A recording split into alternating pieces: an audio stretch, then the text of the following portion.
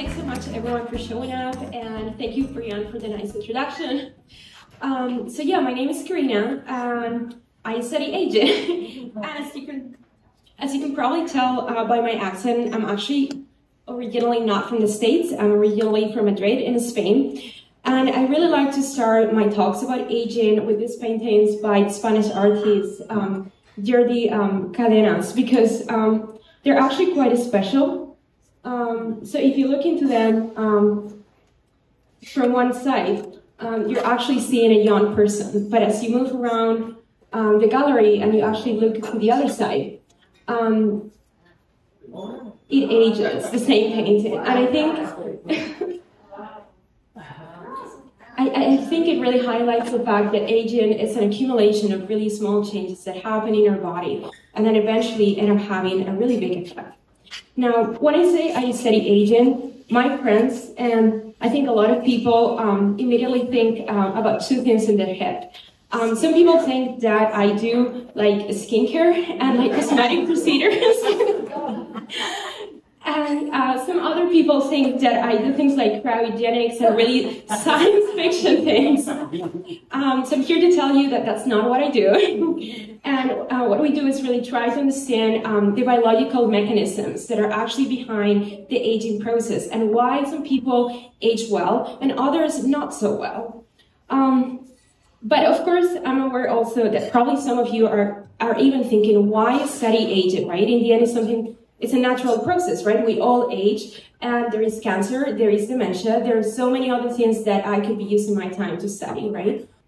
So I really want to show you why we should care about aging research. And if you look at the data, you realize really quickly that aging itself is the biggest risk factor for the development of most human diseases, like cancer, diabetes, heart disease. And you actually don't need to be that old. Even if you're already like 60-something, like if you're over here, your rates of developing any of these diseases is already double than if you're like in your early 20s. And the other issue is that we know that the world as a whole is also aging. Just in the States, we know the percentage of the population that is over 65 is progressively climbing. So we don't really want to get in the worst case scenario that we have a lot of people that are really aging, and they're aging badly. They're developing a lot of these age-related diseases and really have very bad quality of life. And to try to reverse this process or try to ameliorate it, it's really important that we understand the biology behind this process. Today, if you leave this room and you only remember one thing, I want you to remember the difference between health span and lifespan, because this is really important when considering aging research. So lifespan, it's just the total number of years that we live, like 60, 70, 80, versus health span, so lifespan would be over here, versus your health span is actually the number of years that you live in good health. So for most of us, nowadays, our graph looks like this. We're born, we have several years in good health, and then over time, we progressively get sicker, we develop poor health, and we die. But in aging research, what we try to do is what we call squaring the curve. So what we want to do is square the curve. So we want to take this part of the graph and we want to push it to the upper coordinate. So our goal is really to increase the number of years in total that we have in good health. And when we get sick really quick, and then we die. We want to really avoid having to spend 5, 10, 15 years in really poor health. But to do that, we need to understand what causes aging. My lab studies a process that we know is key in this phenomenon, which is cellular senescence. But what is senescence? So any cell in your body can actually become senescent in response to severe DNA damage. And these cells, they basically are cells that don't really work anymore. They don't do whatever function they have to do. They don't divide, and they just sit in your tissues and in your organs, and they're really inflammatory.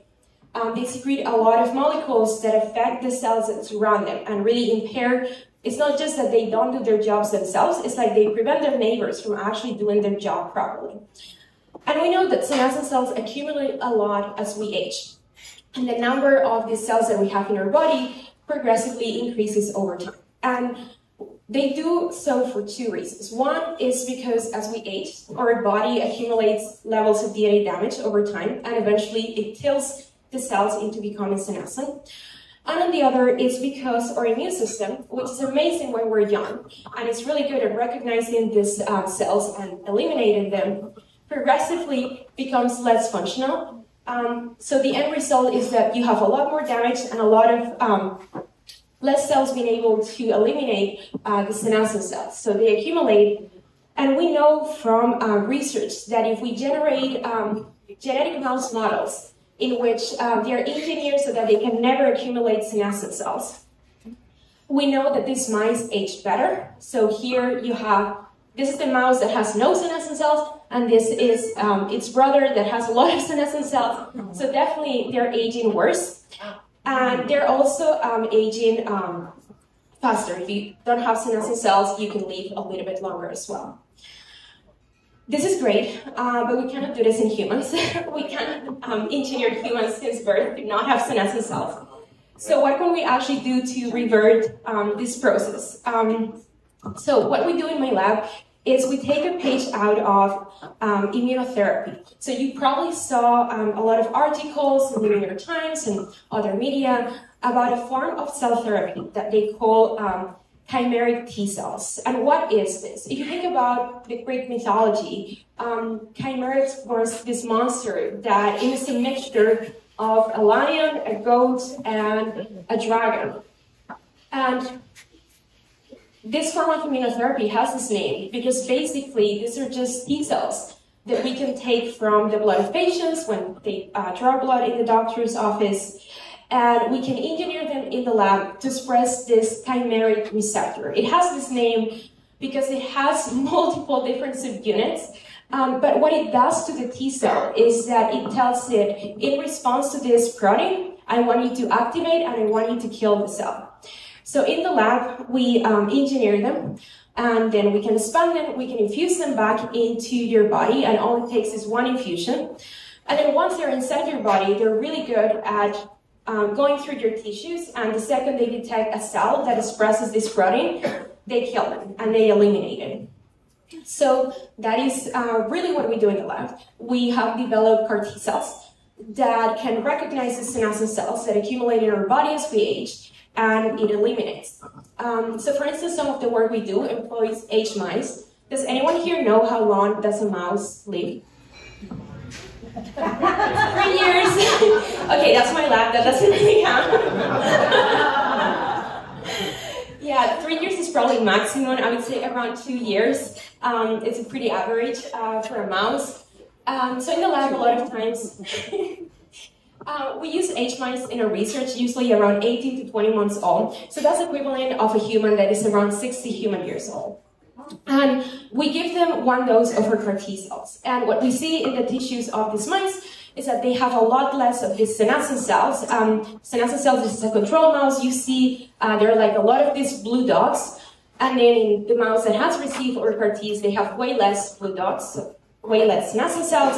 And they also have a lot less inflammation. So I was mentioning before, the senescent cells are really inflammatory. So you can see how all mice have a lot of these proteins that we call cytokines in their blood. They're really bad, they're really inflammatory. And the mice that receive our treatment have a significant decrease. This is great, but what does it actually mean? So if you look into the mice, they actually have a lot of improvements in many age-related phenotypes. And one of the things that we like to measure is a cognitive function. But now you're going to say, how do you measure cognitive function in a mouse, especially in an aged mouse? So we do a test that we call Water-Morris maze, and basically you take a little pool for kids, basically, and you fill it with water. But the water has some dye, so the mouse actually cannot see the bottom of the pool.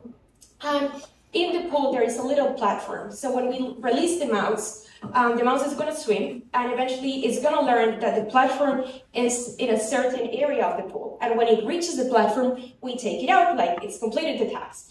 And around the pool, we have little visual cues, so the mice can actually remember. And what we do with them is we train them. And the first day, it takes them all a long time to actually learn, oh, okay, this is a platform, and then I get released from this task if I reach here. But then when you do this multiple days, the mice remember it. So when we do this with young mice, you can actually see, so this is their little pool, their visual cues, and when we release the mouse in the water, it goes swimming, and it goes pretty fast, so the platform is going to be over here. And there it is. It reached the platform, and now we're going to take it out. So that was pretty quick, and it kind of remembered what it was. Now, how does an H mice look like when they do this? So we put the poor little mouse. Poor little old mouse. And the mouse is trying its best. But you can see that he doesn't remember very well where the platform is. So it's going around. And it's really trying. That's a good thing. He knows it's somewhere in there, but he doesn't really remember very well. Yes, and eventually he gets there. So they do it, but... Cheers to the old man. So eventually they get there, but it takes a long time. If you're comparing, it's probably double the time for the old mouse compared to the poor young mouse. So now, how does an old mouse that has a treatment looks like, right? So it's kind of a little bit in between, but definitely much closer to the young guy. So it's released there, and it swims. It kind of knows it's in that area. Now it gets distracted a little bit. But then he's like, no, wait, it was here. And then it gets there. So that was much faster than the control H mouse. So we're really excited about this. And in the lab, obviously we have equipment that we can actually do this in many mice, and we can actually quantify latency to platform. So how long does it actually take them to get to the platform across the different days? And what we see is that indeed the mice that are old, that get our treatment, do much better than all mice that just receive controls. And beyond cognitive functions, we've done a lot of work in the lab with other phenotypes that we know are really important in aging, such as exercise. And exercise, I don't have a video, but it's also very funny. We do it with little treadmills that have the size of a mouse, and we put them there, and you can actually see how the mouse can run longer or faster. We also measure their metabolisms or their tolerance to high levels of glucose, which is one of the early indicators of aging and high risks for developing diabetes and cardiovascular disease. And one thing that we do in the lab that we're excited as well is their ability to regenerate their tissues after injury. So that's exciting, but to me what is most exciting about CAR T cells is the fact that they're very different from any other treatment. So most therapeutics that you guys take and I take, you need to either take a pill every day or you have to have injections multiple times. But CAR Ts are living drugs, right? It's a T cell that we've engineered in the lab, and then it's your own T cell that is modified and then goes back into your body. And T cells are really good at developing memory and persistence. So what this means is that I've shown you the data about how when we treat young mice, we have improvements.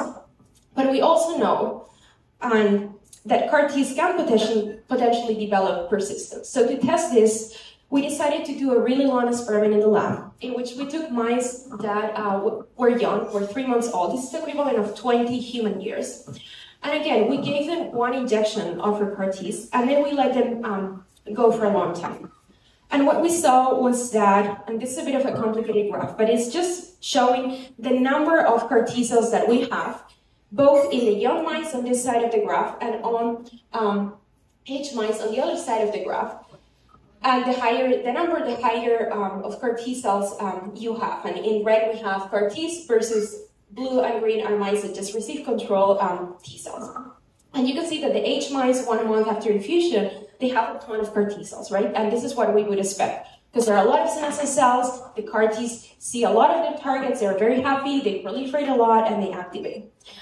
But what to me was really shocking and really exciting was the fact that for the young mice, we were able to monitor them for a whole year. The aged mice, sadly, obviously for a whole year they die.